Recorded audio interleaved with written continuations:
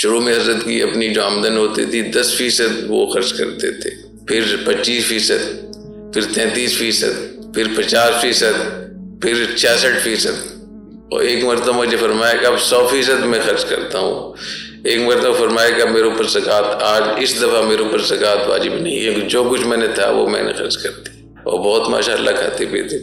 जिस इदारे में आप हज़रात पढ़ रहे हैं, इस इदारे के जो बानी थे उनके ये हालात हैं, तो अल्लाह ताला आपको भी तौफीक अता फरमाए। और जिस दिन आप इस पे आ गए कि लेने की बजाय देने का आप एहतमाम करने लगेंगे, तो आप देखिए कि अल्लाह ताला की तरफ से कितनी मदद होती है। आपका दिल मुतमईन होगा जब आप रफ़ाई काम करें कहीं और अपने हाथ से किसी ज़रूरतमंद को दें या किसी दोस्त को हदिया दें, ज़रूरत की वजह से दें तो वो सदका होता है, और अगर अपने ताल्लुक़ की वजह से दें, मोहब्बत की वजह से दें, रिश्तेदारी की वजह से दें तो वह हदिया होता है।